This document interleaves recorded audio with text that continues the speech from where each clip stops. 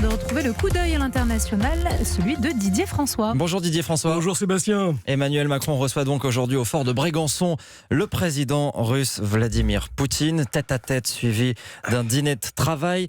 Quelques jours donc avant le G7 de Biarritz où la Russie n'est pas invitée et à un moment où les manifestations se multiplient à Moscou pour dénoncer l'exclusion de tous les candidats indépendants aux élections municipales. Oui, cette rencontre se tient à un moment de très grande tension, tant en Russie, avec effectivement ce raidissement sévère du régime en interne contre toute forme d'opposition, que sur la scène internationale avec la crise nucléaire en Iran ou l'offensive militaire dans le nord de la Syrie. C'est d'ailleurs la raison pour laquelle le président de la République estime indispensable de mener avec le Kremlin une discussion directe, franche, ouverte, d'autant qu'effectivement, depuis l'annexion de la Crimée en 2014, la Russie a été mise à l'écart de nombreuses instances de régulation multilatérales, dont le G8.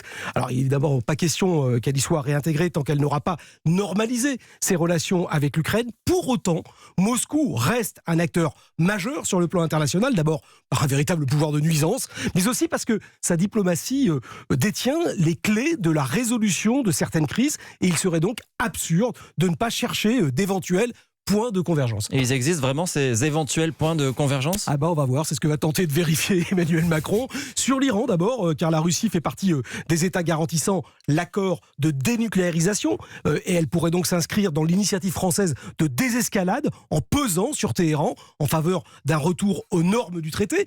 La Libye est également un dossier sur lequel Paris et Moscou ont des approches similaires, avec une pression faite sur les deux parties pour la mise en œuvre d'une trêve, récemment, là, au moment de l'Aïd, et une relance des négociations. Puis la Syrie, c'est nettement plus compliqué, mais il est important de rappeler les lignes rouges, dont la question de l'emploi des armes chimiques par le régime. Or, Moscou a les moyens de le contrôler. Et enfin, l'Ukraine, où le nouveau président élu au mois d'avril a fait des gestes d'apaisement en démilitarisant une partie des lignes de front, comme le prévoient les accords de Minsk, qui, à ce jour, n'avaient jamais été mis en œuvre, ni par Kiev, ni par Moscou. Il y a un petit espoir. Certains accusent Emmanuel Macron de fournir une sorte de blanc-seing à Vladimir Poutine au moment où il réprime son opposition. Alors, que Vladimir Poutine ne soit pas un fervent défenseur de la démocratie libérale, cela ne fait strictement aucun doute. Lui-même ne s'en revendique pas. Et le président de la République n'a guère d'illusions sur la question. En confère l'échange un peu viril lors de leur rencontre en marge du sommet d'Osaka, où Emmanuel Macron avait dit son désaccord irréductible avec un Vladimir Poutine très offensif qui venait de rejeter comme obsolète le modèle de démocratie occidentale. Les divergences sont réelles, mais évidemment personne à l'Élysée n'a la naïveté de croire que toutes ces questions vont se résoudre par magie à l'issue de la rencontre de Brégançon.